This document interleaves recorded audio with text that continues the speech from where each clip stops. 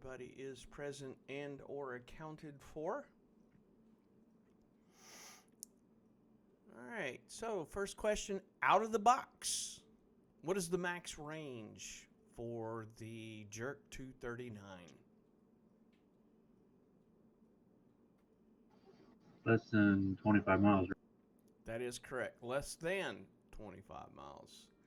So what are the two baseband signals that it can carry?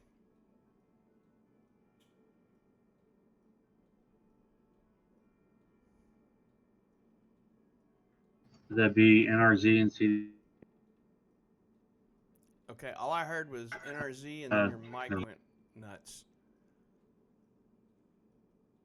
I said NRZ and CDI. Is he correct? I think, yeah, I think it's CDI, but I think it was a more specific NRZ. Is it pseudo NRZ? That is correct. Remember, pseudo, and if you look up the word pseudo, is kind of like NRZ. And this is one of those, when I did the research on pseudo NRZ, it appears that this manufacturer enlisted this guy who was trying to get his electronics master's degree, and he came up with pseudo, which is a like NRZ. I don't know why anybody else would have applied that, but that manufacturer did. So Yes. those are the. I'm sorry to clarify. Those are the two baseband signals sent out by the Jerk 239. Okay. That is both internal and external. Internal meaning that the multiplexer that you have tied to your tisser that's going to go send it out to the dissonant. So it's conditioned diphase or pseudo NRZ. And then receiving, it could be any one of those two. Remember on the front panel on the baseband, you have the FO, which is fiber optics, and GM. So those switch between the two different styles of baseband. So I was going to say, I was right, but it's pseudo NRZ, not just NRZ. That is correct. Okay, is that not on the slides? Because I don't have that in my notes that I recall seeing. Okay. I made mention of that when we were going through the tech order, that in 1.3.1, when I went through it, showing you that was the only place where pseudo NRZ is in there. Okay, I remember now. Yeah. Okay. That's good. Remember, you have the other, when I post those YouTube videos for you, that's the stream that we have. So you can go back and look at those. You don't have to look at the whole thing. You can scan through to where we were going through it. So, what? I'll think of it in a second. I just lost it. What? When can the RF assembly be attached to the mast? When it's all, are you talking about like it's like the 1 foot 1 foot Yeah, you can only have the 1 foot dish, the right? That is yeah, the correct. That's dish the thing. only time that you can put it on a mast. Good. Yeah, the 2 foot would break it. That is correct. And we got pictures of just out in Block 10 where it snapped in two pieces because they put too many antennas on it. So if it does that with just too many, and we're just talking a B&W, a couple B&Ws and an AT on it. So you can imagine the RF assembly's heavier than those. Sir, this might be a dumb question, Go but ahead. the Jerk 239, is that the tisser or is that different No, from? it is the same thing. If you take a look at the front of the tech order, you will see it says AN/GRC-239 Tropo Scatter Support Radio. Okay. So that's the reason why we say it. Tisser and Jerk 239 are interchangeable. Yes, sir. Thank you. Okay. How many LRUs are in the baseband assembly? 5, How many is in the RF assembly? 3. Is he right? No, the baseband assembly has 5, and the RF assembly has 3. Wait, I thought that's how I said? I don't. I'm Wait. seeing if you were confident in your stating, but someone went, no, it's the other way around. Yes, you were correct in saying you have 5 in the baseband assembly and 3 in the RF assembly. I was making sure that you were confident with your answer. Where are you going to check this out at? The SG. Not the study guide. Oh. Controls and indicators. Well, TO? you're going to look into TO. You're correct. You are going to look into TO. So if I'm asking you a TO question and you don't know, just say, hey, I'm going to go look it up in the TO. Yes, that is true. Some of these that you can recall from memory, I'm just seeing if you guys are confident with your answer here. So can I connect the RF assembly 150 feet away from the baseband assembly? Technically, yes. What am I going to use? 150-foot cable. Exactly. Was that Okay, you broke up. the answer? Yeah. Yeah, there's a 150-foot cable and a 2-foot. Oh. See, if you're going to put it on a tripod, that's that little short cable that you're going to connect the RF assembly and the baseband assembly. I'm hoping that you guys, when you were doing labs the last couple of days, you would kind of put 2 and 2 together. I'm not sure if you were able to go outside and do the 150-foot cable, but that gives you a better picture. Now, I do know that both those cables are in the lab area. Oh, sorry, I just interpreted it as like you asked like how do you connect the 2 assemblies if they're 100 feet away, and then I was just like with a 150-foot cable, and I'm like, Yeah, oh wait. no, that's fine. That's exactly what I was expecting here. So, question for you guys: what LRU? And you're more than welcome to look this up in your C's and D's. What LRU has the summing buffer amplifier in? Look it up.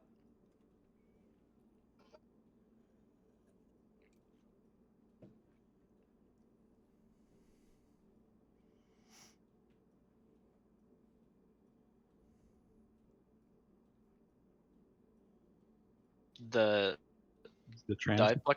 Oh no. I'm asking for Be the the- summing buffer amplifier. Go ahead. I hear your answer. Baseband assembly on the transmit path. Okay, what LRU? The diplex. There's that dotted line down at the bottom right-hand side, and it says transmitter baseband LRU, but what's the card number? A2A4. That is correct. Okay, so everybody see that on the C's and D's? I didn't mention this when we were going over the C's and D's, but I just wanted to point it out. First of all, find out where you're looking, and second is follow the dotted lines on those boxes there. Again, you got 5 in the baseband, and you have 3 in the RF assembly. Good.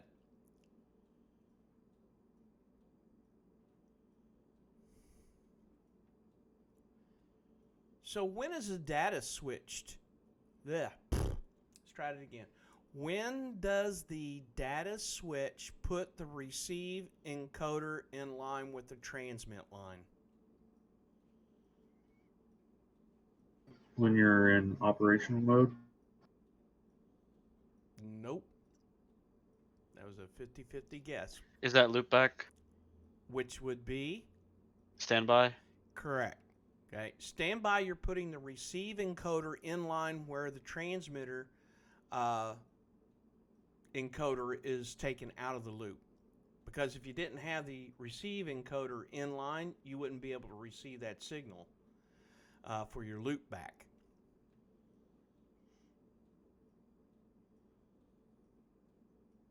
Could you say that again? The receiver is in line with the transmit what? Okay. When we go in standby, the data switch switches from the transmit encoder to the receiver encoder. The object is to make sure we're receiving the same frequency as we're transmitting out. Because if we had it in operate, Those two encoders have got to be different because it's at a minimum of 200 megahertz apart from each other. Now think about it. When you guys were entering in the frequencies on your transmit and your receive encoders, or the thumb wheels, they were different, weren't they? The answer is yes, they were different. So that's how you're able to do, you transmit one frequency and receive on another frequency so you don't interfere. And that's also the reason, and that's that frequency diversity. And when you put your waveguide on, it's always opposite at the distant end from what you're putting on. And that's the polarization diversity. So by putting that data switch in line, and going back to the data switch, when you're in standby, you are not in operate. So your frequencies shouldn't be different. They should be the same at that point.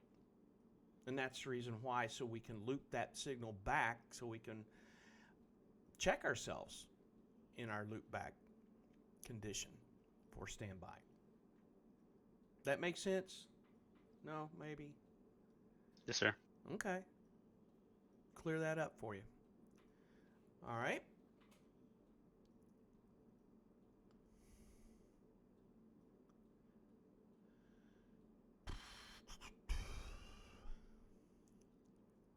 What does the filter on the bottom left-hand side of your RF assembly do for the radio?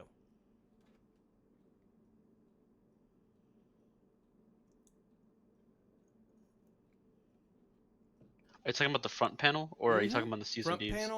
Front panel, or you can do the C's and D's. No, it's that first filter that you go through. I thought on the front panel, what you said, the RF assembly? Yeah.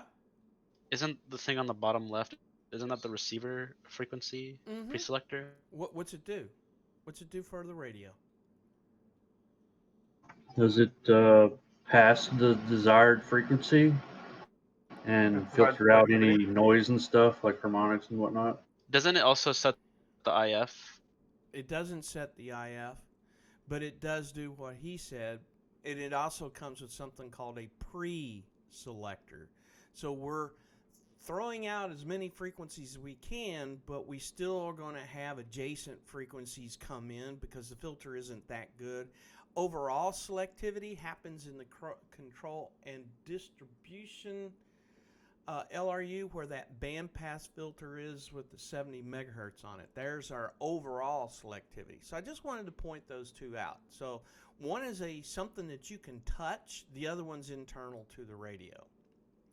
And the pre-selector is on the microwave LRU.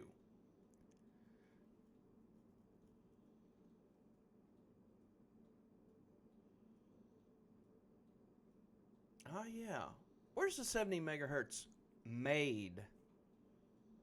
What LRU makes the 70 megahertz?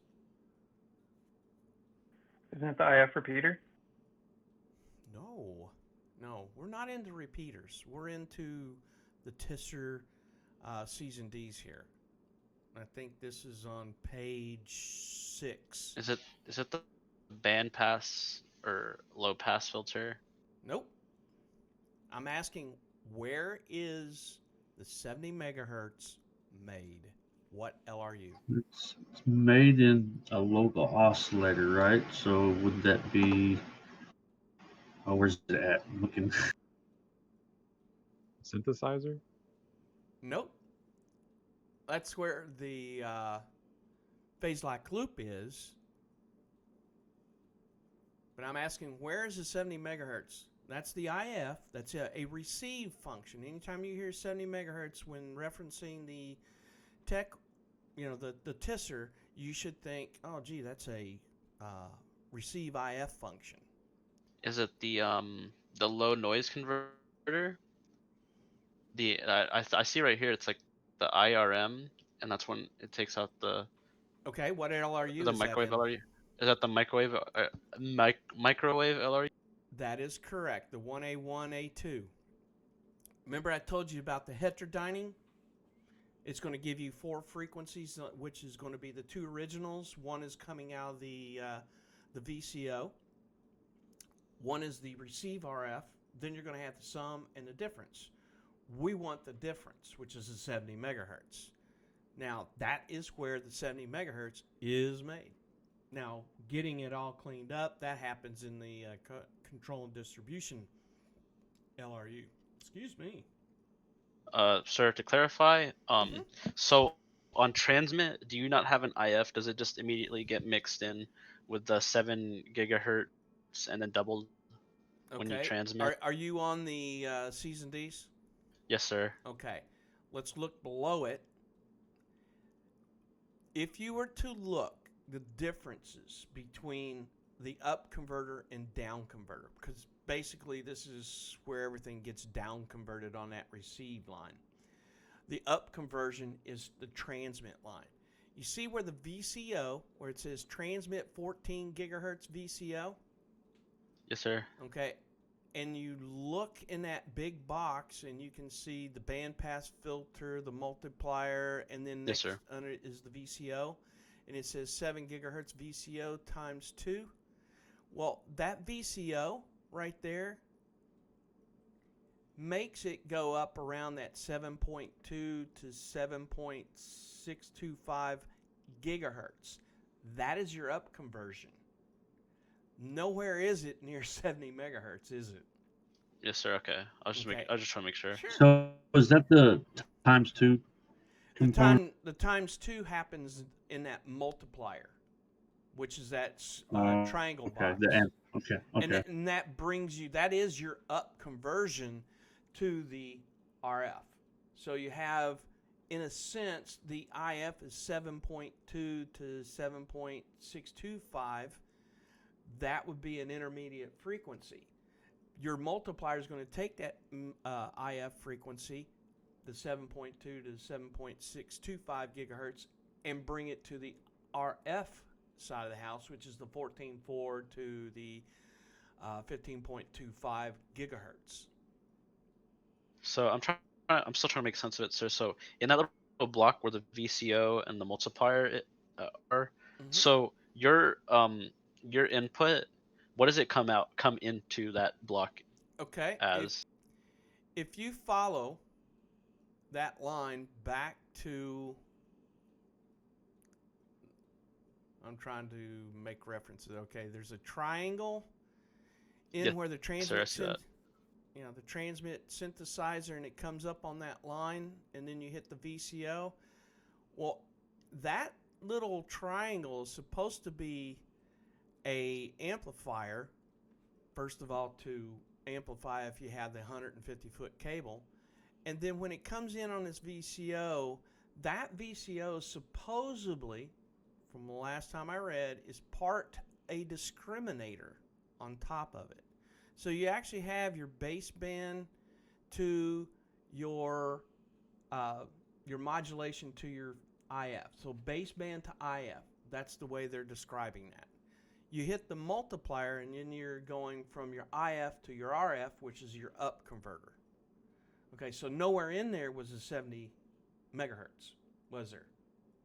Yes, sir. Right. Okay, so you can see how far quickly it goes upscale, and it doesn't even get near the 70 megahertz. That's the reason why I always say, well, that little segment in your basic radio says 70 to 700 megahertz. I kind of have a problem with that, especially when you're dealing with a transmit side like this. So it's open for interpretation. So when it goes into that VCO, is it still that like low frequency, your voice? No, it's AC? the baseband. Remember, the baseband is you got 8.5 megahertz, which is your summing buffer amplifier with the order wire. Then you have one of the 2 basebands, which is either the pseudo, NRZ, or the CDI. So it could be 72 K to I can't even remember. Is it 4608, something like that, K, or the 6.44 meg? One of those 2 is on there. Okay, so it goes there. It goes in as digital data. Yep. And then Okay. it gets turned into FM, up converted to IF, and then IF to RF.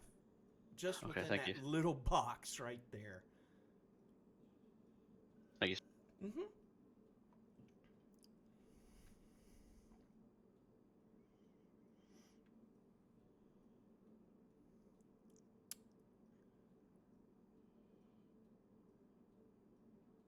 Okay. I gotta find out what the name of this is. Good grief. In the receiver baseband LRU, what is the cable AGC used for?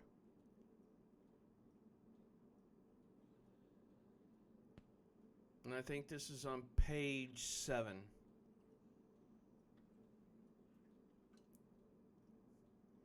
Does it provide gain for the signal after it's passed down the interface cable from the RF baseband section? And can you add more to it? Well, it's AGC, so we know that it keeps constant power. Mm-hmm. Where does it go to the IF demodulator? Well, that's true, but I'm still asking about what the purpose of it is. You told me that it provides gain, but why would it provide gain? Because the IF just got filtered. No. Oh. Okay. So that there's constant power that's going to the demodulator. Well, that is true. Okay, that's the main purpose. But why would I have anything to do with a cable?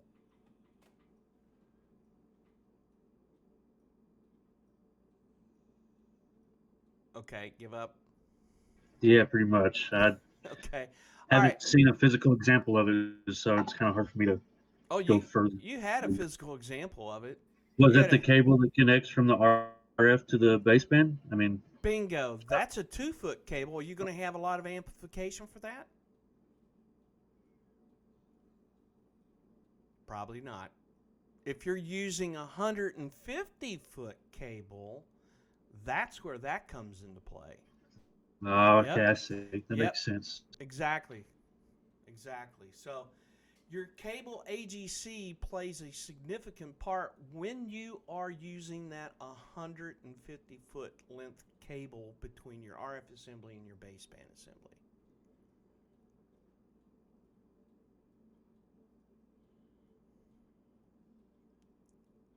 Let's see here.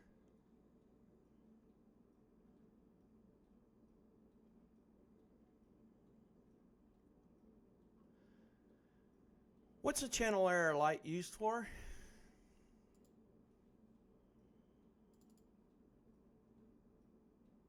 Could you repeat that, sir?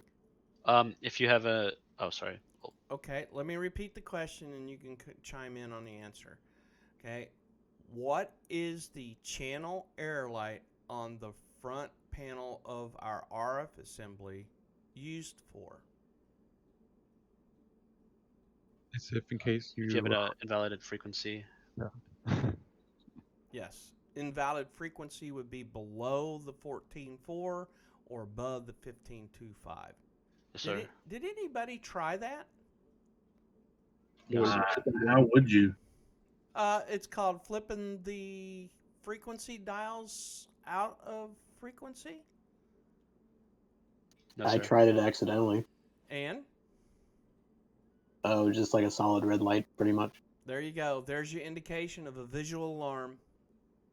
See how simple that can be? Thank you, Design, for your contribution to science. Nice. All right. Doing God's work. Okay, guys. Let's check this out. Out of the timing oscillators that we discussed, which one is the least accurate? Quartz, sir. Okay. How about the most accurate? Rubidium. No, Cesium. cesium. Cesium. Okay. Rubidium is the least accurate of the atomic clock, but when you compare it to the quartz, it's by far superior. Who manages GMT? I had a quick question, real quick. Go ahead. What did you say on the question? Did you ask the most accurate or least accurate oscillators? Is that what you said? Yes. We went over Okay, 3. We but that's went. more of a clock, though, right? I'm sorry. I'm just confused by the terminology you used. I thought that was more of an atomic clock than an oscillator. Atomic oscillators. They're the same thing. The difference is Okay, they vibrate the atoms versus someone vibrating a chip or the right. actual. Okay. So they're both oscillators.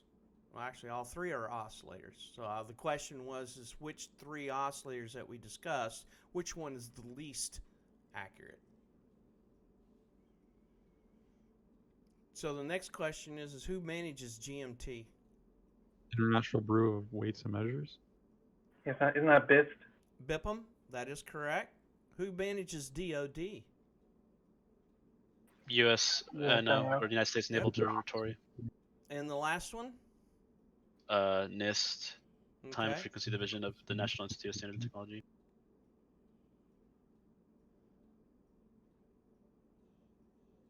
What's the difference between a primary standard and a secondary standard? Or, excuse me, source. What's the difference between a primary source versus a secondary source? You use a Secondary primary source to sources. calibrate other sources. Okay, let somebody else answer, Jacobson. Yes, sir. That's fine. You're doing really well. Shank, go ahead and answer that one. I mean, I was gonna say the same thing. Okay. Yes, that is correct.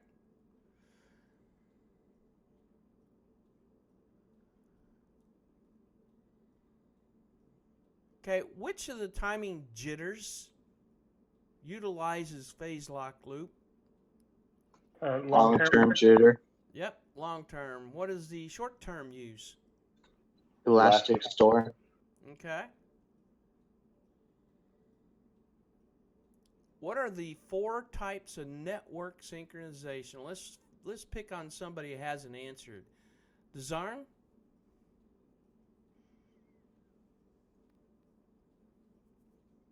I seen him flash his little thing. Desarn, you okay?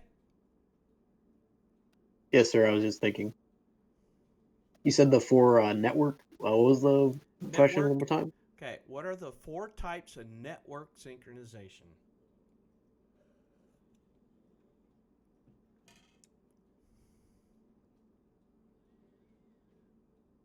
I need the Jeopardy song on, right?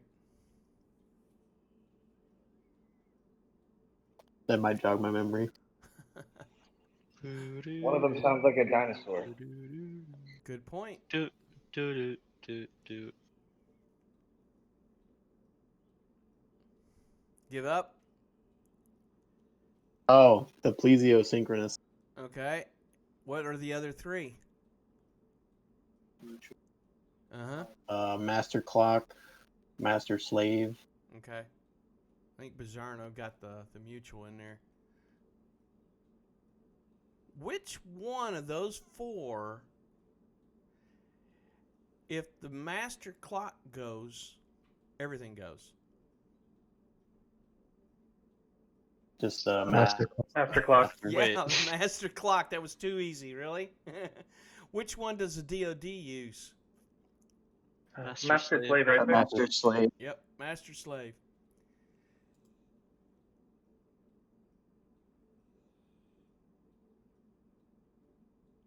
That's because it's really rugged, right? Like if the master goes out, then just another one will basically become the master. Yes. So, what is the common space when you're doing tropo communications that and they classify it as the area that gets refracted back down to Earth? What's it called? You got one of 2 names to use. Isn't it scatter? Yeah, and what was the other one? common volume. Common volume. Good.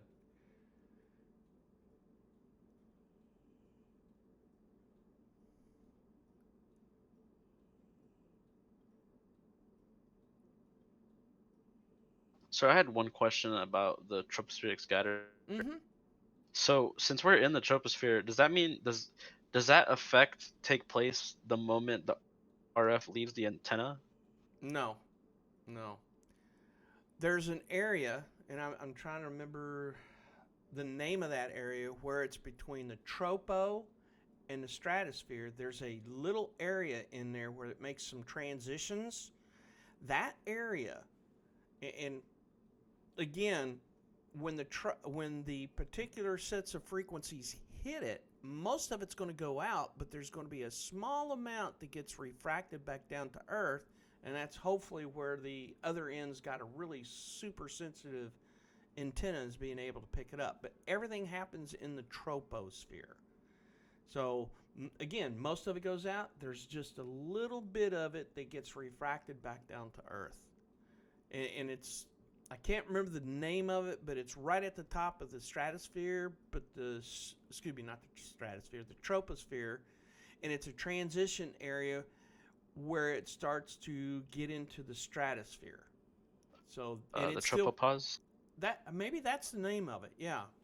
But it's in that little area where it gets refracted back down to Earth. Okay, thank you, sir. You're welcome. But that little area, they classify it as a common volume or scatter volume. That's the big takeaway on that. See if I can pull anything out of that one.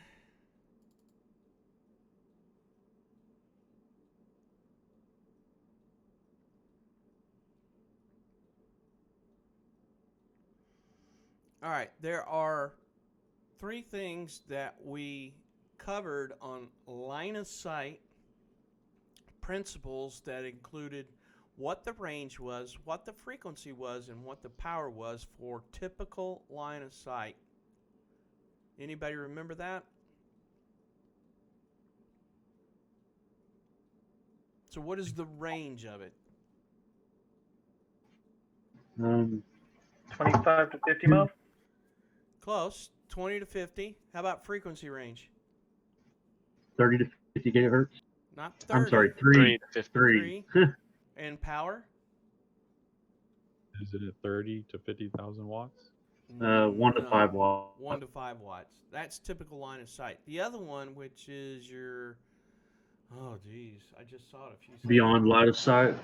Not beyond, that's what I call over the horizon. Now that one, yes, 300 to 50,000 freak range is, I can't remember the freak range, but its power is ridiculous. Now the range of that is anywhere between 150 to 600 miles, depending on what website you go to.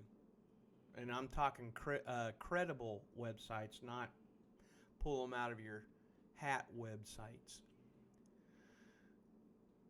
Why do we use repeaters?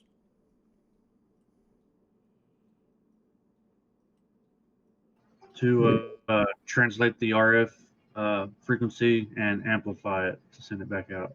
Well, that's what happens when we use it in Less need for cables. There you go.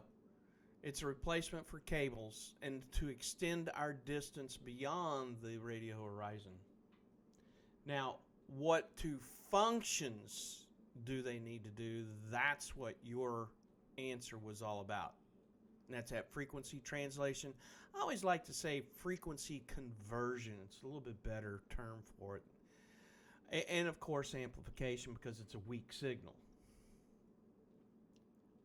What is the worst kind of RF repeater? RF repeater. I gave that one away, didn't I? What's the best one? Audio repeater. What's the limitation of the repeaters? Terrain and distance. Needs of the network. Mm-hmm. One more.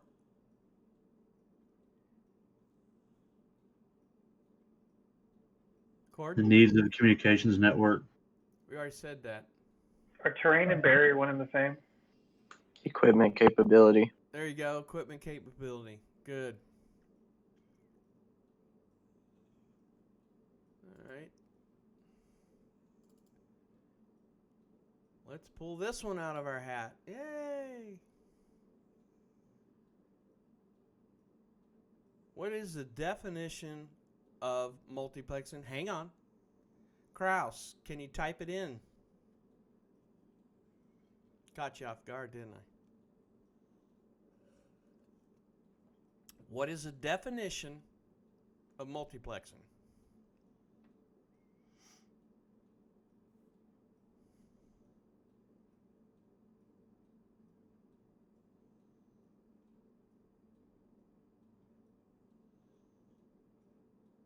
Combining of many signals into one. Okay, I'll accept that one.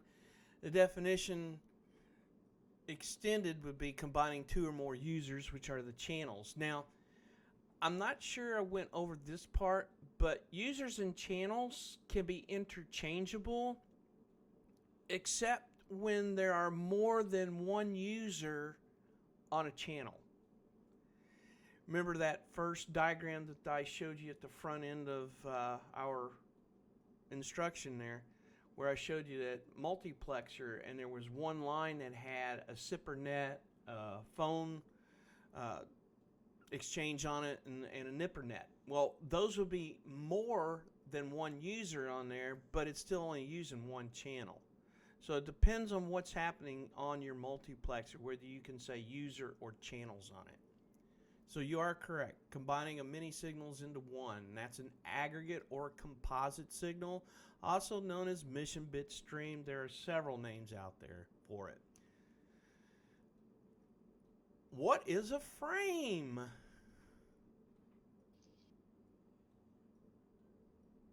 Is that open-ended?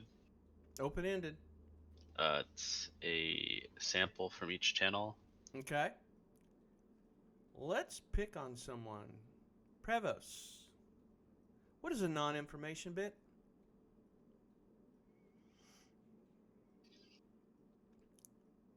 Prevost.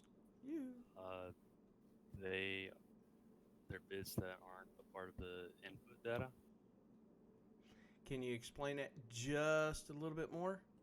Like, give me an example.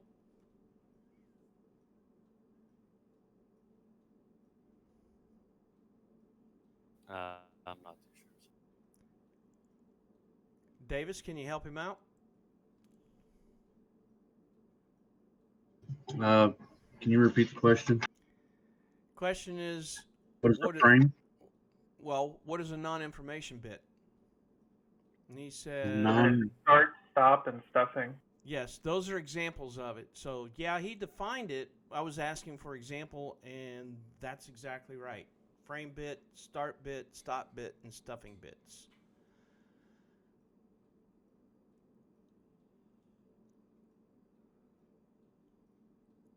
Aren't they used to synchronize the multiplexers? They can be.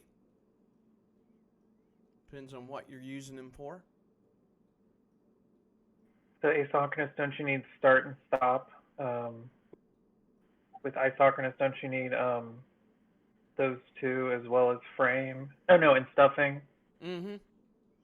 Yeah, depending on what you're using it for will determine if you're using it. Like stop and start bits aren't used with synchronous, but stop and start bits are used for async and isochronous. So just depends on what you're using it for. What With is synchronous, do you really need any bits, non-information bits in That's it? the frame bit. It's the frame bit, isn't Oh, it? you need a frame bit. Okay, thank you. You definitely need a frame bit. There's others in there that we don't even touch upon. But the bottom line is, what is the difference between synchronous and asynchronous and ISO? So if you can keep those straight, you're good to go. Synchronous it's on time all the time. Async depends on who's using it, and plus it has a little bit more data, such as the stop and start bits. Now ISO, that's the one that really sucks up some overhead. Sometimes your overhead is as much as your intelligence, depending on how you're running it. Here we go. What are, I'm going to leave this one with Cordon. What are the 3 self-clocking modes on the signaling formats?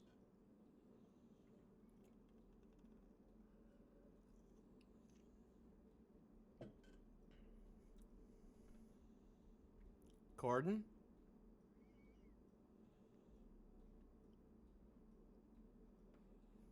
Here's the question again, Cordon. Okay, good, you're writing. 3 self-clocking signal formats. 3 self-clocking formats. What are they?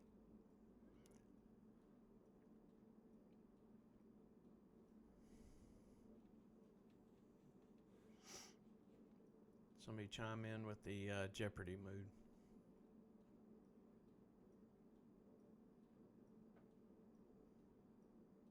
Give up?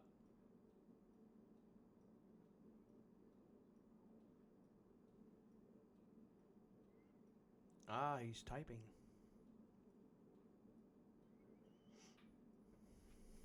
Finally, the coffee's kicking in.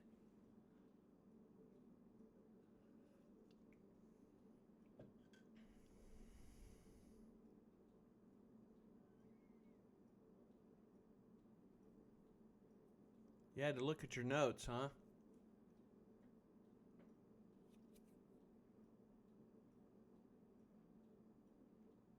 RZ Polar, that's one of them. Can someone else help him out, please? And RZ bipolar zero suppression. Okay, I had too many people chime in. I heard the RZ bipolar with 0 suppression, and the last one?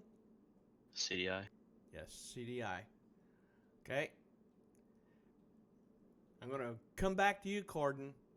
Which one of those 3 uses transitions?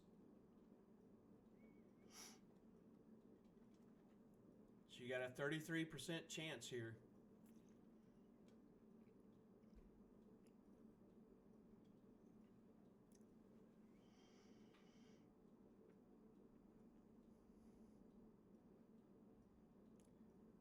Cordon?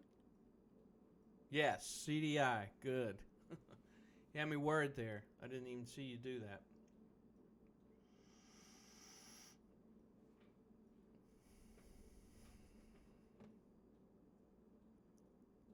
Who said that you got to sample twice the highest audio for analog to digital? Nyquist. Nyquist. Let's try Bizerno. Let me find out from you how many steps there is, or name the steps in PCM.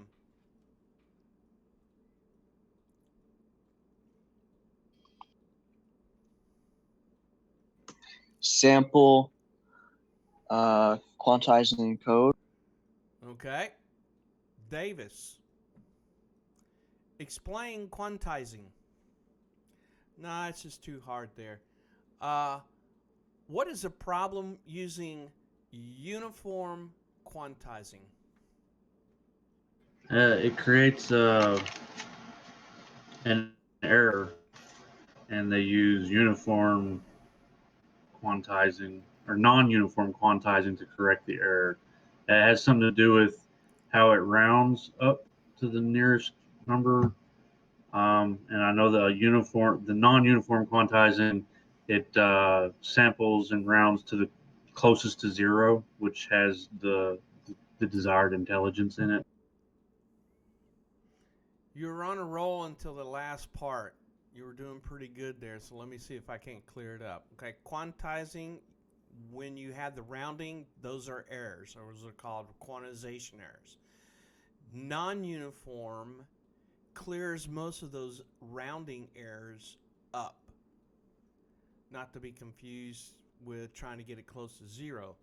Yes, they push all those lines closer to 0 because that's where the voice is mostly at. The masses. Again, we're making it for the masses, not for specific individuals. So, yes, You're really good up until the last part.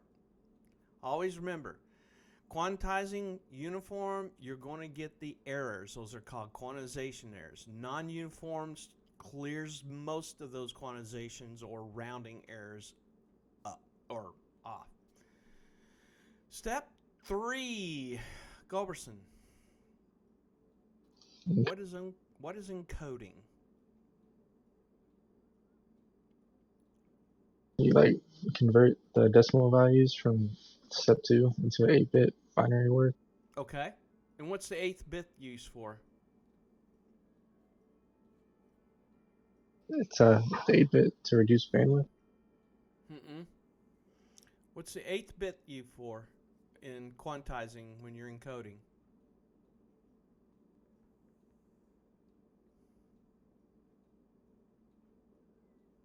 Anybody remember? It's used for. Doesn't it either denote positive or polarity? negative. Yes, denotes polarity, whether you're plus, in other words, above the 0 line or below the 0 line. All right, let's see if we can't get Airman Shank in here. Tell me what the definition of frame period.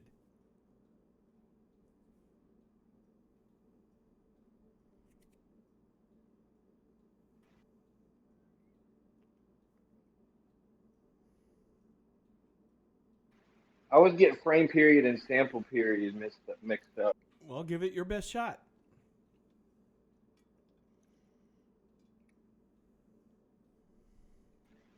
Isn't it like the frame period? It's I don't know. I don't want to guess. I don't know. Okay, Cordon's going to try to help you up here. Help you out. Man. Tongue-tied today for some reason.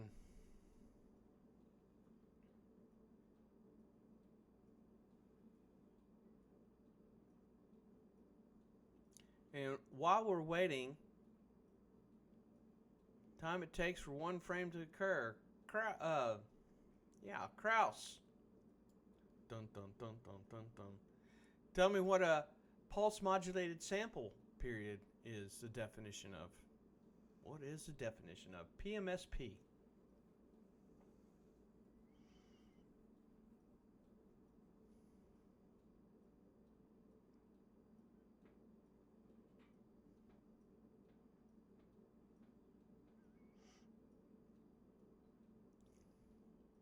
Kraus.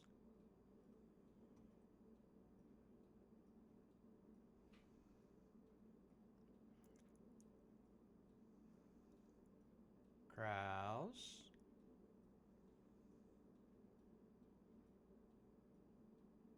There he goes.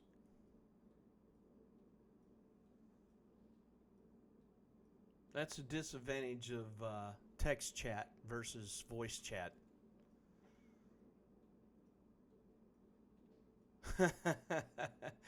Okay, someone help him out. Yeah, it's the time to take the sample a channel in a frame or a frame. That is correct. A frame from any channel. Times it takes to sample one channel in any given frame. Is that the one where it's 8,000 times a second? That's the one beforehand, which is a frame period.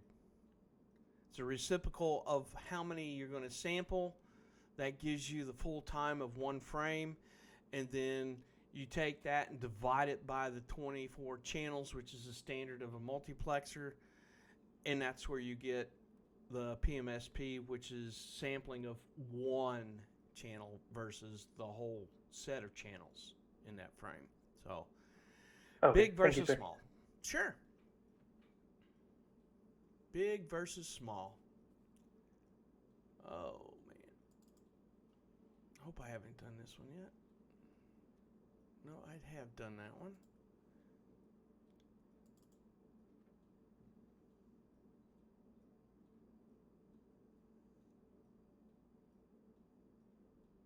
Okay, we covered types of modulation. How many bits per symbol is FSK? 1. How many for ASK? I couldn't hear you, Elder. So we said 1 bit. Okay. How about phase, binary phase shift keying? Also 1 bit. Quadrature? That would be 2 3. bits. It depends on which type of quadrature you're talking about. But That is correct. Oh, is that QAM? Yeah, QAM. Oh, sorry. Yeah. No, that's fine. That could be anywhere from 3 on up to 10, depending on how you use it. There's a lot of HF guys that are starting to use that now, and they're getting quite successful with it. The newer TVs are using QAM when they're trying to upgrade to 4K. You'll be amazed by the technology that's out there that uses QAM. What is the use for forward error correction? Why do we use it?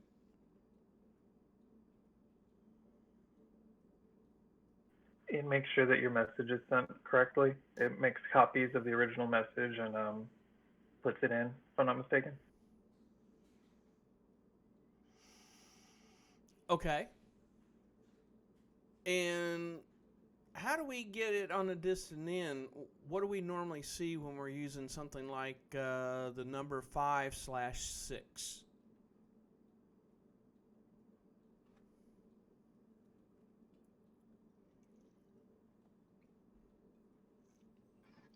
it's like the number of bits of data prior to the second number. So the second number is the bit of the correction. Yes. In other words, at 5/6, you would send 5 bits of intelligence, and the 6th bit is the correction bit. Now, why in the world would we use forward error correction?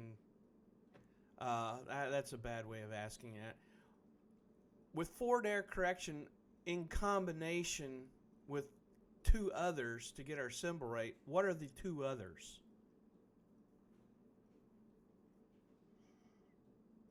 In other words, if I wanted to figure out by baud rate or symbol rate, I've already told you about forward error correction. What are the other 2 items is needed to give us baud rate or symbol rate?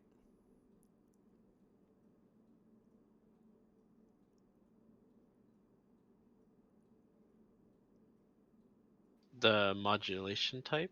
Okay, that's one. What's the other one? Data rate, maybe? That is correct. So, in order to get our baud or symbol rate, we need 3 items: data rate, modulation type, and forward error correction. What is interleaving?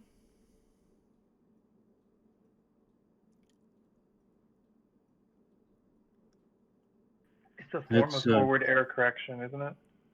Yes, it's a form of error correction.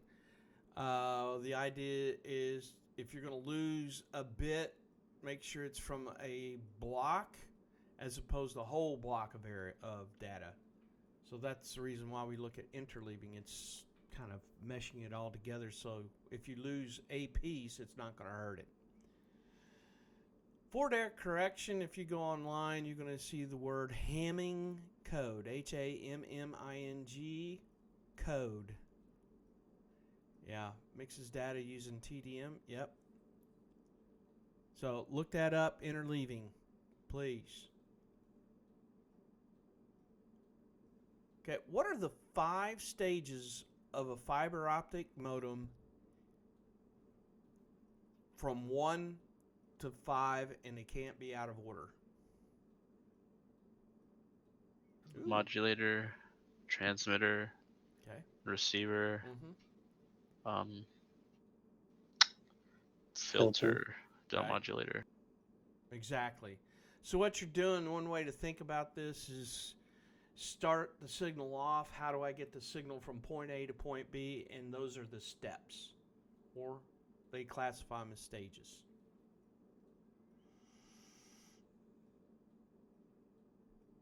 Ah, yes. Okay, Graves is writing. So I was trying to rate them in the order. That's Because fine. I know some of them, but I can't remember the exact order. Well, that's the reason why we're going over it, so you know where to target. If you didn't get it this time, at least you have an idea. Okay, I need to go back and look at that. So if you're not writing this stuff down, you should have been. When I say write it down, is where to go in your study guide workbook or tech orders. All right, what are the 4 bands that the iDirect modem uses? C C-band. Go ahead. CXKU and Ka band.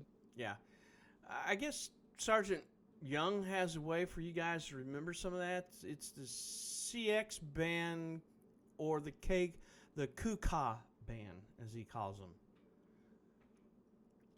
Hey, it's his own little way of remembering it. Me, I just look up the frequency ranges because all you have to do is look it up on Google. But yes, you are correct. C band, X band, KU band, and the KA band. Are those some of the same bands like X band, K band, KA band, which I know K band's not listed on here, but those are the same kinds of frequencies that are used for radars, right? Speed guns. Okay, some of them can be, yes. No, I'm asking, like, yeah, is that the Yes. same? Yeah. I remember having an X-band radar detector.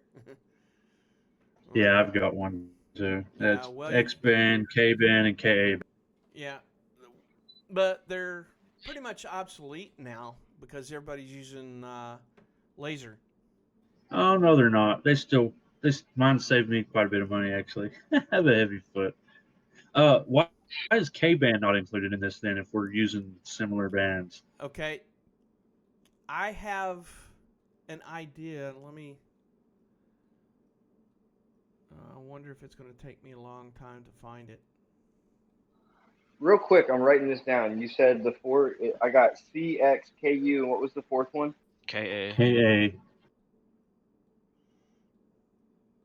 Oh, I know where it's at. Okay. Where are you? Where are you? Okay, I'm going to pull up this chart.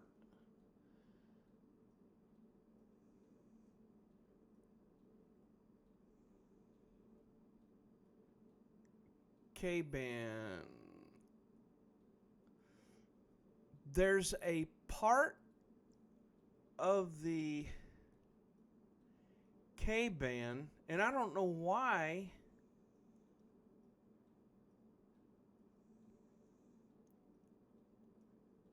Because the K-band, from what I'm reading, is like 18 to 27 gig. But part of it is the Milstar, and part of it I have never heard of is called the AX, Advanced Communication Technology Satellite. I have no idea what it's about. Okay, so that band is reserved then essentially for Yeah, other that's what it use. looks like. And also, part of the L, or the part of the K band is with, I can't even read that, but it's called Spaceway Astrolink Skybridge, which Iridium, which is a, if I'm not mistaken, one of those SATCOM phones that you can use that pretty much covers the particular areas of the ocean. So if you get lost in the ocean, you could call home. Oh, so it's like the radio Steven Seagal uses in that one movie. Yeah, something like that. But Okay, sorry to drag us down a rabbit hole. No. After that, I have no idea from about the 21.2 all the way up to 27. I don't see anything else being used in there, so it may be something that we're not aware of that is high tech and out of our pay grade. So I couldn't tell you for 100%. All right. Okay. Clear that up, mostly.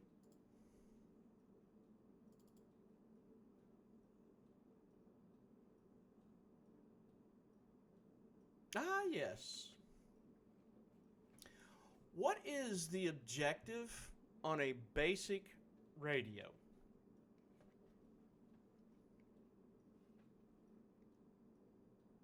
To communicate? You send voice and data across to the distant end. Okay. Yeah, I would give you a B on that one, but yeah, transmit baseband to the distant end. There's 3 steps. What are they?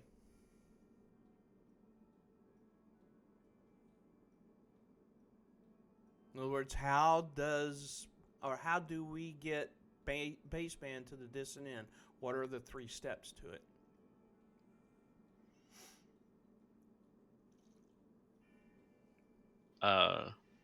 Mix it, amplify it, and then transmit it. You're close. How about modulation, up conversion, amplification? Okay, this one's straight out of your study guide workbook. What is the objective for receive?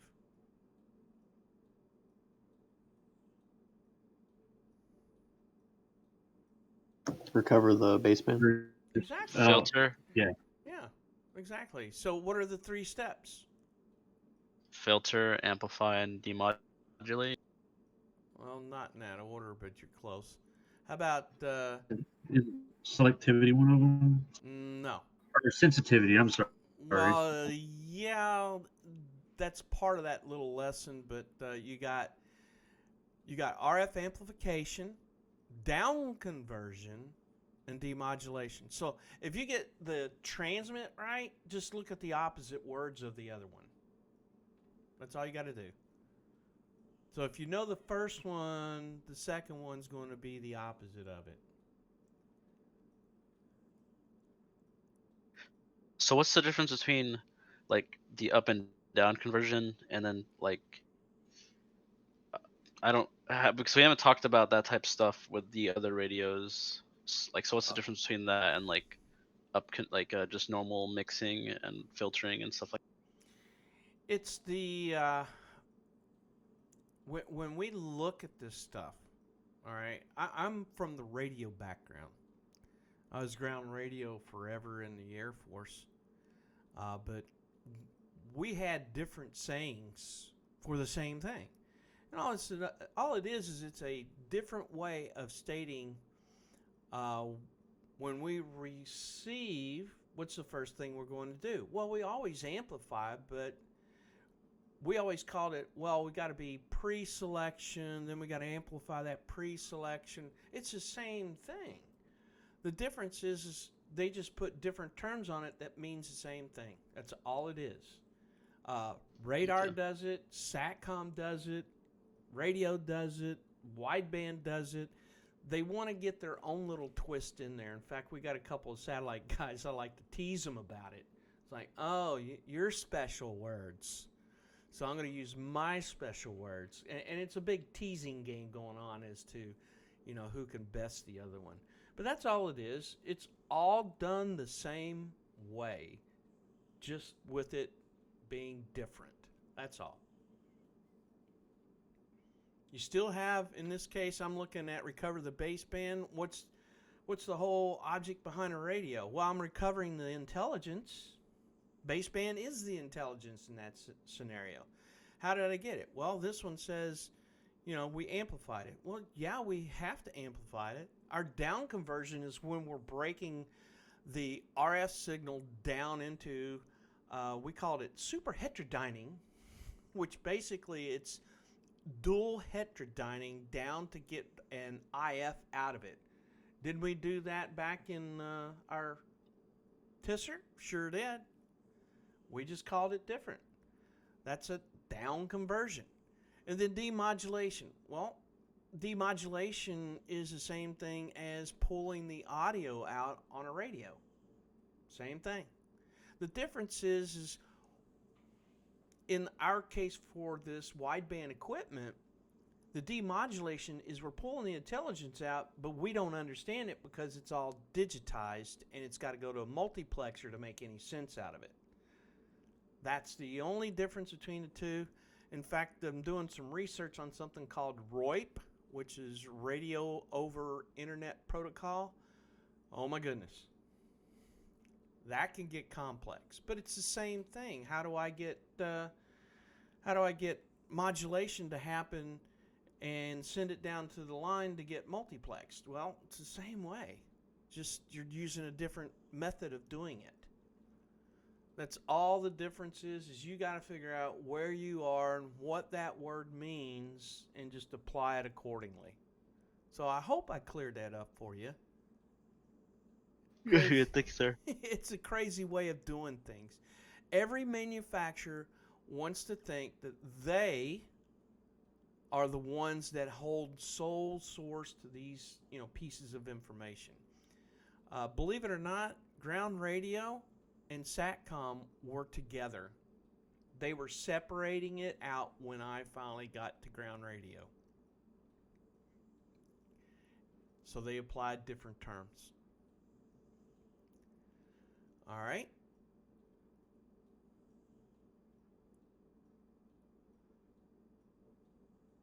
What is the definition of frequency response?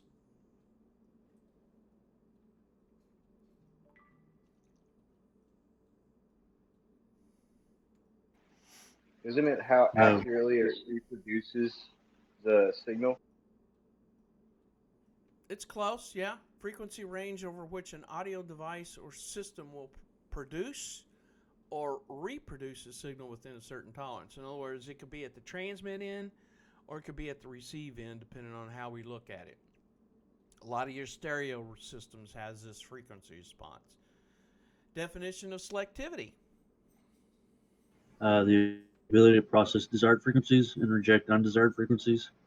Exactly. Question. Where is the accuracy of, and I'm talking radios, SATCOM equipment, where is that accuracy referenced to when we're being The on quality frequency? of your oscillator. Exactly. Your oscillator's crap, you're going to have crap going out. Definition of sensitivity.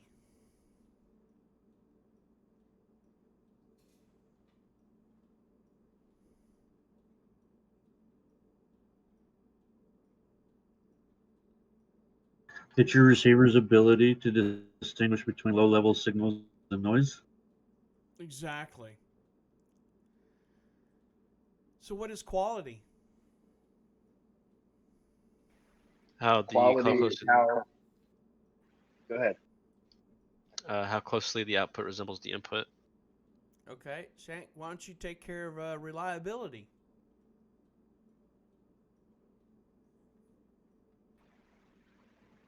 Reliability, I don't know for sure. Doesn't it have to do with like how long, how like the certain amount of time that it's active for, or something like that? No, you're pretty close, yeah. Percentage of time that the system is available. How about speed? I'm not talking about what you take, but speed. Here, Cordon's going to answer now. Oh, you got it. Yes, sir. Cordon's got this one. How fast a circuit can connect? Yeah, that's pretty good. How quick you can set up? How quickly you can switch from one system to another also. What's an auxiliary channel? Or why do we have it? I.e. order wire. Let's give that one to Kraus, all right? Let's see if he can come up with something.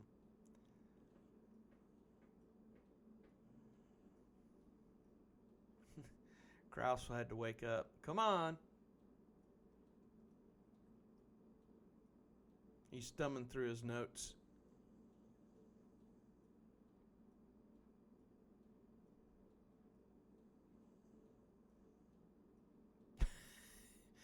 You got fat fingers like I do, huh? Okay, the question is why do we have an auxiliary channel like order wire on the tisser? And by the way, that's a great example of can you repeat the question? Get your hand up if you don't understand in the test tomorrow. And please, if you would, after the test, someone tell me how everybody did. Inquiring minds want to know, like mine.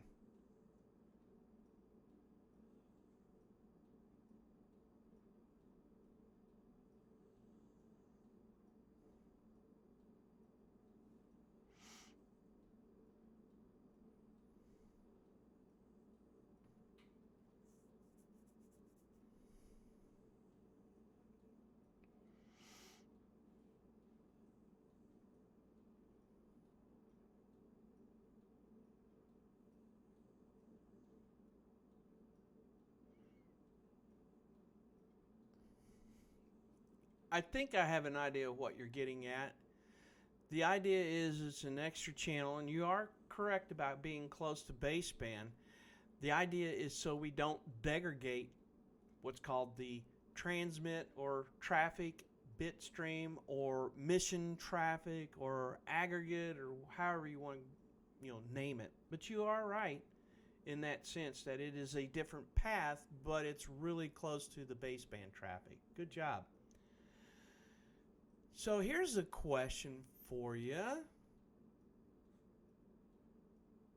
What the heck is a performance monitor? Monitors for performance. Can you go a little bit? Give me some references on the TISR then of a performance monitor. Maybe the lights, the green lights, maybe. Well, that could be, but I'm thinking. Wouldn't anything ancillary be related to it? Like anything used for troubleshooting? Well, that's true, but I'm thinking of one little item on there that can be definitely classified as a monitor. Yes, there you go. I was gonna the meter. say because there's several things that you could definitely. select that meter for that you wouldn't know as far as troubleshooting. Yeah, the lights help, like the summary alarm. So when everything's okay and you're in standby, what's that summary alarm doing on the baseband unit? It's letting you know that everything's okay. Well, yeah, but what's it doing? I'm asking that question. If everything's okay, what is that light doing when I'm in standby? Yes, you are correct. It is blinking at 2 hertz rate. Good job, Kraus. Yes, that comes right out of the tech order there, too. So that's an indication when you're doing your, when you guys finally get back to lab. You guys won't have lab tomorrow, will you? We had to test We tomorrow. did the PC today. Okay, so everybody's done with their PC, but when you get out into block 10, you're still going to have to do it. So remember, if you're in standby and it's blinking at you, that's a good sign. Now, if it's solid when you get in to operate, you got a problem, ain't it? Now, that would be, for troubleshooting, but it's also a fault indicator. All right, let me go to another one here and see what we got.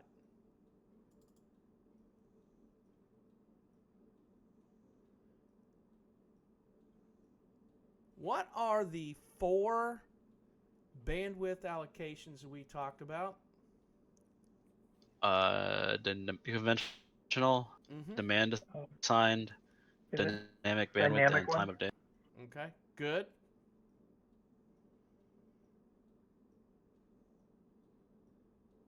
What is... Okay. Let me target someone. Prevost. Tell me what a balanced line is all about.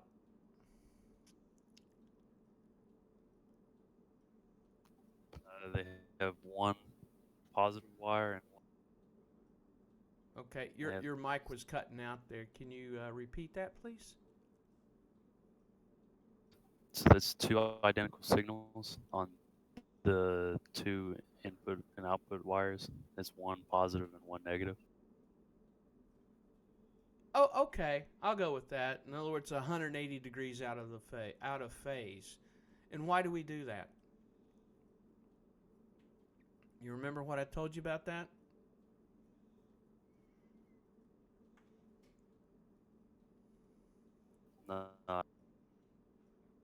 Does anybody remember?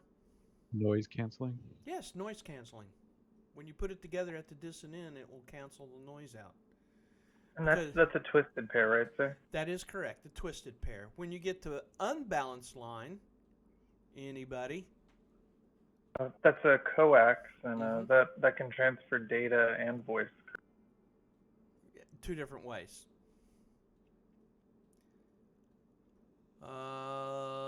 What is the definition of a DTE, Delta Tango Echo?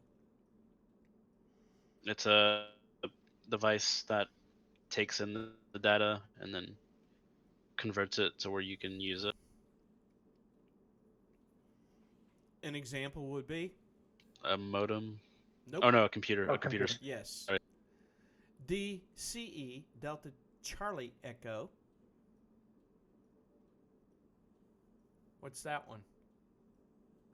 So that one's a modem.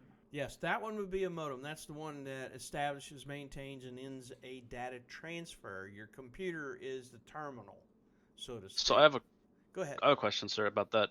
So doesn't it also depend on what type of network you're using? If you're doing like peer-to-peer, in that case, wouldn't that the computer be a DCE? I'm not going to get into whether that would or would not. I would more classify it as a DTE.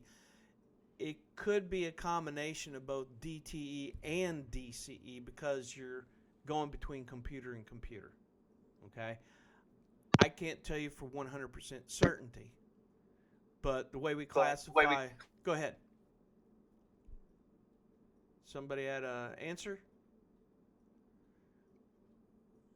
Okay, but I would classify it as DTE only because you got to have a modem in there to get it from point A to point B. That's all a modem is for. So, in a way, it's questionable. Hi, Sergeant Young. Hey, how's it going, sir? Doing well. Okay, so there are 4 types of transmission media. What are they? Twisted pair, coax, fiber optic, Wireless. Yes. Ah, here we go. Let me pick on somebody that I haven't seen. Go Branson. What the heck is a DSU? And don't tell me digital service unit either. Tell me what it is and what it does. It is connected between routers of 2 separate networks. Okay. And what does it use? It provides data and offers loopbacks. What kind of loopbacks? Server loopbacks, right? In the network? Right. No. Ah, Dazarn said no. No, I also say no. Okay. Why? It's the user side. Yes, user side of the network. Again, that's one of those AMI alternate mark inversion. It does not use zero suppression. So yes, between the routers of 2 separate networks. So you're looking at the user side alternate mark inversion. So what is a CSU then? Let me ask Airman Kraus. Type it in there, buddy.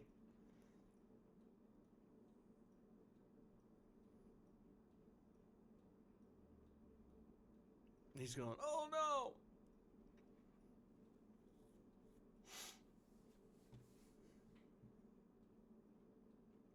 Yeah, Jeopardy music.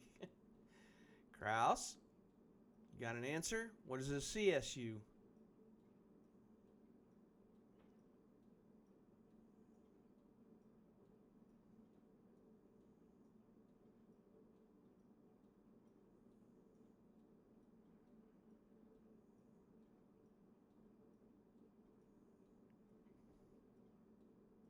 Buzzer. Good one. Kraus, you give up?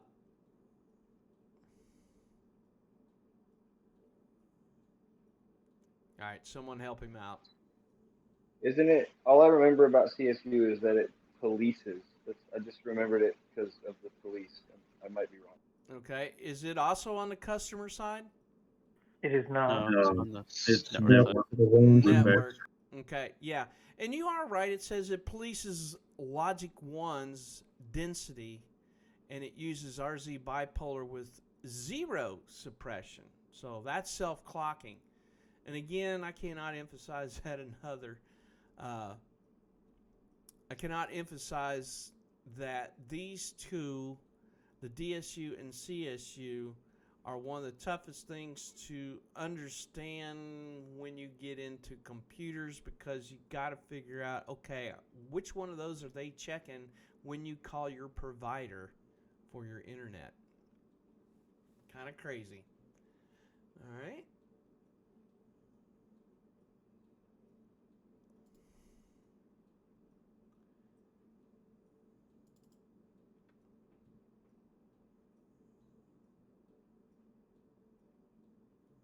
Ah, yeah. NSM 50. What's the max data rate on it? 50. Oh, never mind. Wrong one. Wait, no. Is it 52 megabits per second? Second? Yep. 52. So, how many ports does the NRZ have? 12. Okay. 8. If you didn't know, what would you do? Yes, Airman Davis, that is correct. Where would you Look go at if you the didn't know? Yes, look it up in the tech manual. Or Control F port. Yeah. I will tell you, you look up NRZ in the NSM tech manual, you're going to probably come up with about 200 or 300 of those. How many ports does a hissy have? 2. Okay. Come on. Nothing wants to boot up when I want it to.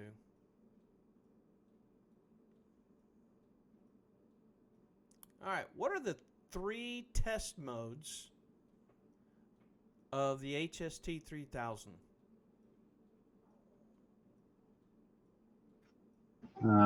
DTE, emulate, DCE, emulate, and monitor. Exactly. I'm sorry. Can you repeat the question? CQ was talking.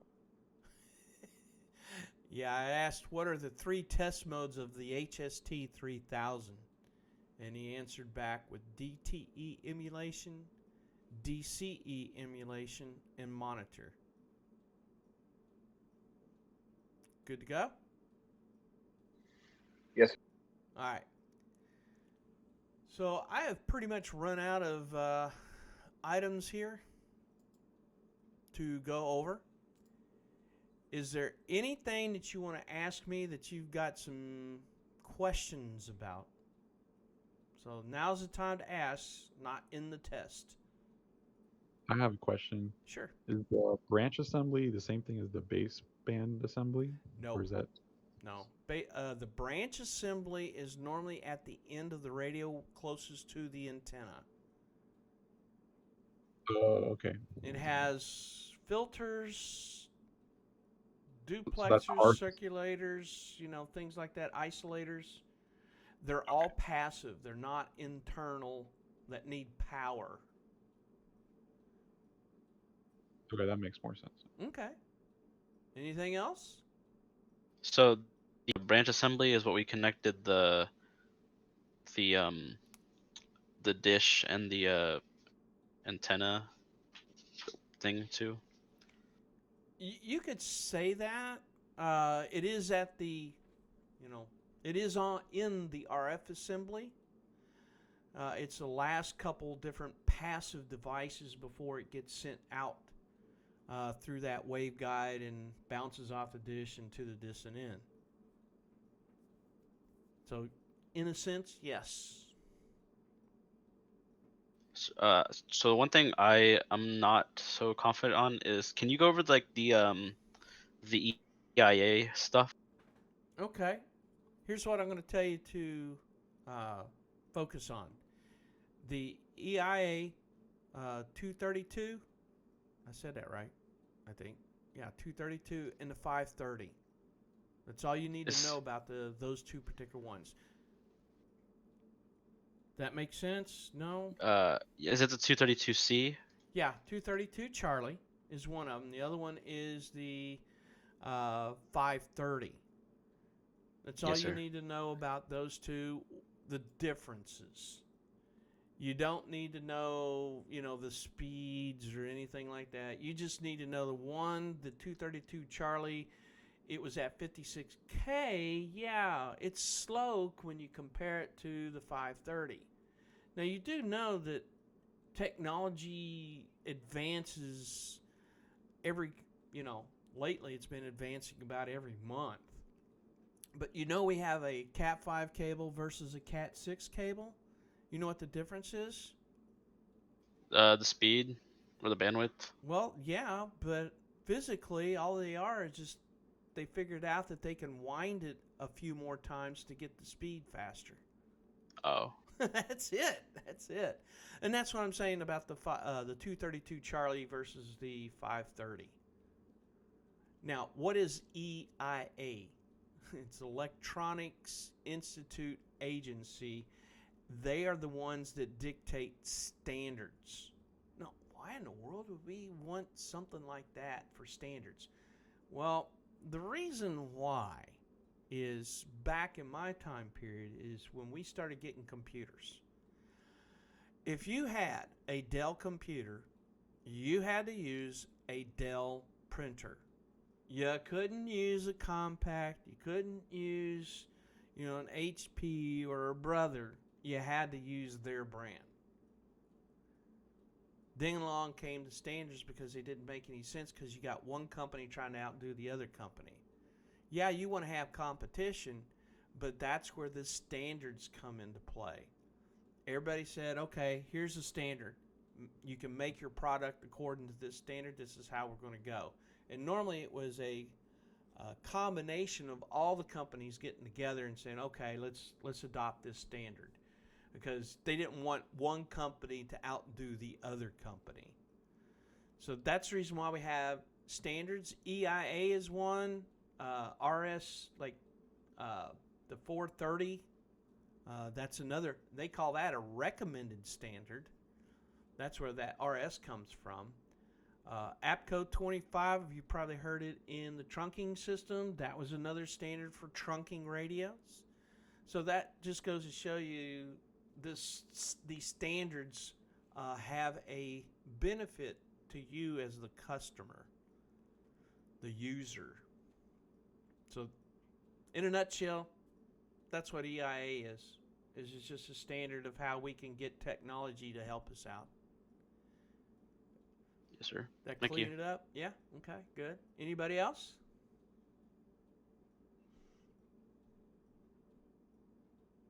What time do you guys take your test? Oh, wait a minute.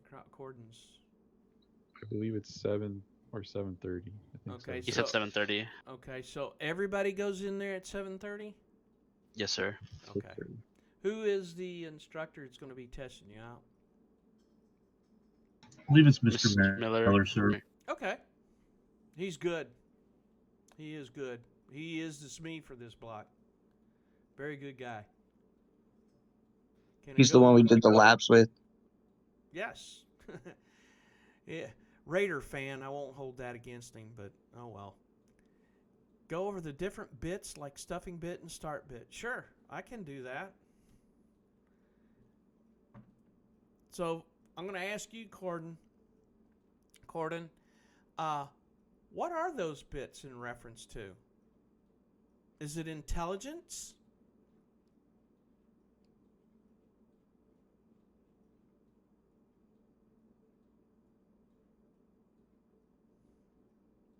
I got him scared now. Anybody? Is stuffing bits and start bits and stop bits What are they classified as? Non-informational bits. Non-information bits. That's what they are, Corden. With these particular bits, you don't really need to focus on exactly what they do. You just need to know that a start bit, this is where my 8-bit word is going to start the next one after it.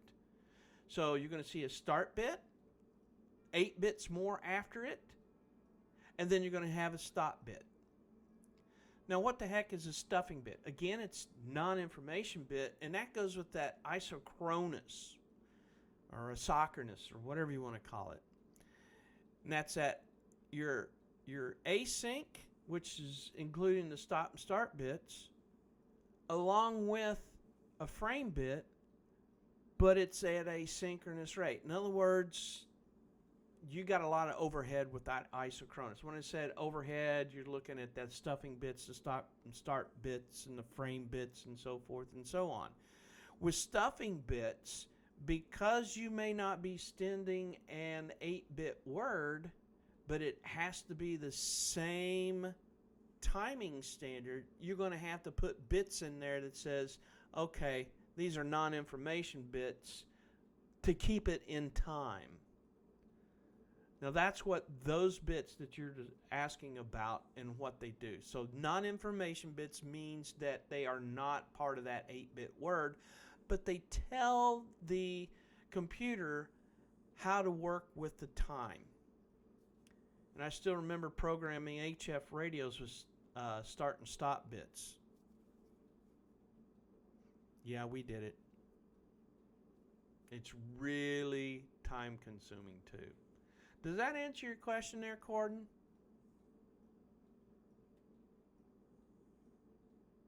You can say no, it ain't gonna hurt me. Okay, good. Is there anybody else out there? Go ahead. With the isochronous bits, they're the only ones that use the stuffing bits, is what you said? That's not necessarily true. It has to be determined by the computer at the front end and to the distant end. So you could actually have synchronous using stuffing bits. It depends on the purpose of it. But typically, the frame bits are for synchronous, the start-stop bits are for asynchronous, and the stuffing bits are for however you say that. Isochronous. If you've watched Tron Legacy, remember Cora? She's an ISO. Hint, isochronous. Does that have anything to do with like ISO files that you mount on your computer? It could be, which is overhead. I'd have to go back and do a research on that one, but I want to say yeah, in a sense.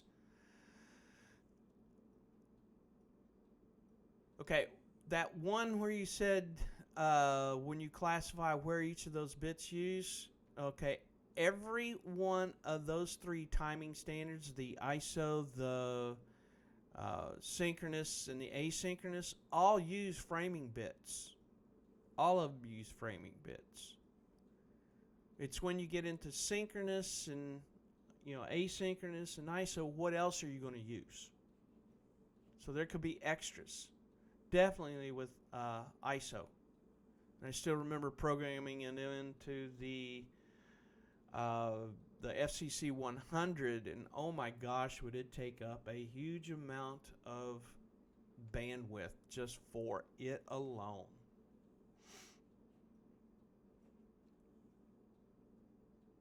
Does that clear that part up? Yes, sir. Thank you. Okay, sure. Any other questions? All right. Here's what I'm going to say. Good luck tomorrow. And I would like to know how you guys, one of you guys get designated and see what you get and tell me what the class average was and, if anybody was lost during it, because I would be very concerned. And I'm on tonight, so if you got a question while you're studying, please, send me a message in Discord, and I'll try to help you out. Thank you, sir. You're welcome. Good. Thank you, sir. All right, we'll see you later. Take care, guys. You too, sir. Thank you.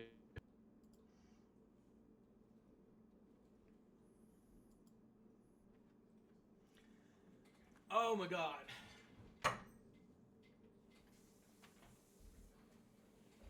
Well, that's the second class that it said, I like your software. Can we see you? What, they can't see you? I thought they could see you. Well, they can, but I didn't have it turned on. When I do the question and answer, the appraisals, I don't have the Camera on? camera on at that point. I just have, which reminds me, I got to turn this stop recording